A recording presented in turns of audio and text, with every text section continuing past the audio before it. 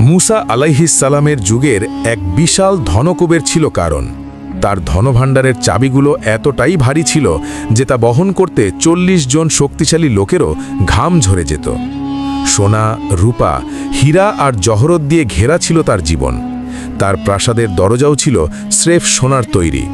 মানুষের মুখে মুখে রটনা ছিল কারণ নাকি যে কোনো ধাতুকে সোনায় বদলে ফেলতে পারে। আজকের দিনের হিসেবে তার সম্পদ দিয়ে হয়তো আস্ত একটা আধুনিক শহরই গড়ে তোলা যেত। কিন্তু ধন সম্পদ বাড়ার সাথে সাথে কারুনের হৃদয় জন্ম নিল চরম অহংকার। হজরত মুসা আলাইহিসসালাম যখন তাকে বললেন, এটা আল্লাহর দান, তাই শুকরিয়া আদায় করো, তখন কারুন তাচ্ছিল্য ভরে উত্তর দিল, এসব আমার নিজের জ্ঞান আর পরিশ্রমের ফল, কেউ আমাকে দয়া করে কিছু দেয়নি। এরপরই নেমে এলো আল্লাহর গজব। হঠাৎ থরথর করে কেঁপে উঠল মাটি। কারণ তার বিশাল প্রাসাদের সামনে দাঁড়িয়েছিল। হঠাৎ মাটি তার পা চেপে ধরল।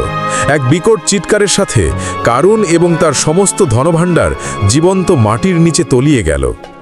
আজও কি সেই বিপুল ধনভাণ্ডার মাটির নিচে লুকিয়ে আছে? কেউ বলে মিশরের ফায়ুম হ্রদের গভীরে, কেউ বলে মরুভূমির কোনো গোপন গহ্বরে, নাকি আল্লাহ অহংকারীদের জন্য এক নীরব সতর্কবার্তা হিসাবে তা চিরতরে গায়েব করে দিয়েছেন। ভিডিওটি ভালো লাগলে লাইক দিন এবং এমন আরও রহস্যময় ভিডিও পেতে আশরাফুল ইসলাম ম্যাজিক্যাল সিটি চ্যানেলটি সাবস্ক্রাইব করুন।